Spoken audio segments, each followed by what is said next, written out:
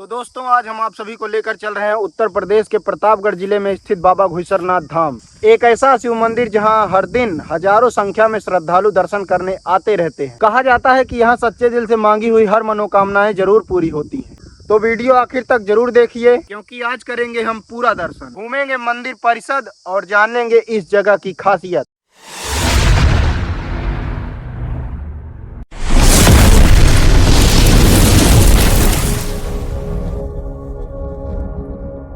तो दोस्तों मैं निकल चुका हूं अपने पूरे परिवार के साथ बाबा घुईसरनाथ धाम की तरफ, और मेरी पूरी फैमिली एक्साइटमेंट से भरी थी क्योंकि हम लोग पहली बार जा रहे थे बाबा घुईसरनाथ के धाम पर दर्शन के लिए। और ये वही रास्ता है जो बाबूगंज से किठावर होते हुए घुईसरनाथ धाम की तरफ जाता है। रास्ते का पूरा आनंद उठाते हुए हमारे अंश भाई फ्री फायर खेलने लग जाते हैं। गाइस फ्री फायर लगभग 1.5 से 2 घंटे ऑटो में ट्रेवल करने के बाद फाइनली हम लोग बाबा घुईसरनाथ के धाम में पहुँच चुके हैं। गाइस यहाँ पहुँचने के बाद सर्वप्रथम हमने अपने हाथों में कलश ले लिया है जिसमें हम लोग भरेंगे जल, और सामने दिख रही है नदी, उसी नदी से हम लोग को जल भरना है। इसीलिए मैं और मेरे भाई अंश दोनों लोग निकल चुके हैं नदी की। यहाँ पहुंचकर हमने देखा कि कुछ लोग नदी में स्नान भी कर रहे हैं, और उन्हीं को देखते हुए हमारा भाई अंश जो है वो बिजी हो गया है। गाइस तो फटाफट से मैं भी अपने कलश में जल भर लेता हूँ। तत्पश्चात हम पूरे परिवार के साथ पहुँच जाते हैं फूल माला की दुकान पर, जहाँ पर हमें एक माला दी जाती है और फूल दिया जाता है, और उसमें सबसे महत्वपूर्ण चीज था वो था बेलपत्र। यहाँ के निजी लोगों का मानना है कि बेलपत्र चढ़ाने से भगवान शिव बहुत ही जल्द प्रसन्न होते हैं और भक्तों की मनोकामना भी पूरी करते हैं। अब हमारा पूरा परिवार तैयार है शिव जी के दर्शन करने के लिए। तो गाइज हम लोग फूल माला लेकर रेडी हो गए हैं मंदिर के अंदर जाने के लिए। आप लोग भी तैयार हो जाइए मंदिर के अंदर का दृश्य देखने के लिए। तो गाइज आप हमारे भाई अंश को देख सकते हैं कितना ही प्रसन्न है और आगे आगे चल रहा है। सबसे आगे यही है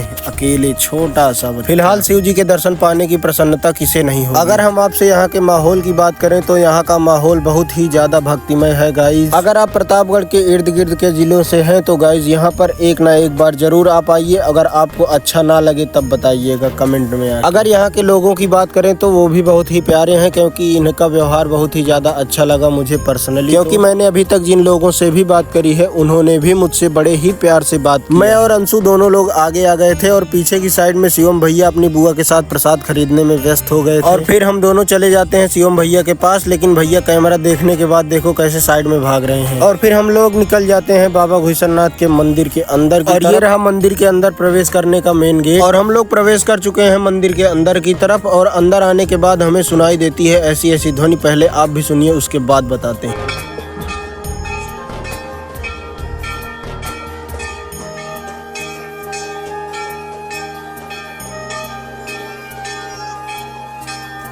तो फाइनली दोस्तों हम लोग पहुंच चुके हैं बाबा घुईसरनाथ धाम के मेन मंदिर के सामने। और यहाँ की भीड़ देखकर मैं आपको क्या ही बताऊं, आप खुद से ही देख लीजिए यहाँ पर कितनी ज्यादा भीड़। और अब मैं पहुंच चुका हूँ बाबा घुईसरनाथ जी के मंदिर के अंदर। अगर आप वीडियो को ध्यान से देखेंगे तो बाबा घुईसरनाथ जी के दर्शन आप भी कर सकते हैं। और ये रहा बाबा घुईसरनाथ जी के मंदिर का एग्जिट गेट, जहाँ से मैं बाहर निकल गया हूँ। और मैं अपने सभी परिजनों का वेट करने लग जाता हूँ यहाँ पे खड़े खड़े। और सभी के आते ही हम लोग निकल जाते हैं अलग अलग मंदिरों का दर्शन करने। अलग अलग मंदिरों की बात करें तो यहाँ पर कई देवी देवताओं के मंदिर बने हुए हैं। जैसे इस मंदिर में विराजमान है शनि देव जी महाराज, और यही शनि मंदिर के जस्ट बगल में एक बहुत ही पुराना पीपल का पेड़ है। यहाँ के निजी लोगों का मानना है कि यह पेड़ 250 से 300 वर्ष पुराना है। यहाँ अंदर आने के बाद हमें देखने को मिलता है कि घुईसरनाथ जी का मंदिर बीच में बना हुआ है, और किनारे किनारे अन्य देवी देवताओं के भी मंदिर बने हुए। मैं और अंश हर बार की तरह इस बार भी सबसे आगे निकल गए हैं। अब हम लोग ढूंढेंगे अपने घर वालों को, और यही सब सोचते हुए हम लोग आ गए हनुमान जी के मंदिर में। तो आप सभी देख सकते हैं हनुमान जी की इतनी बड़ी प्रतिमा रखी हुई है यहाँ पे। सच पूछो तो यहाँ पर आने के बाद हमें अलग ही सुकून का आभास हो रहा है गाइस। और हमारे शिवम भैया अंगूठा भी दिखा दे रहे हैं। अगर आप सभी को वीडियो थोड़ा सा भी अच्छी लग रही हो तो वीडियो को एक लाइक करके चैनल को सब्सक्राइब जरूर करिएगा।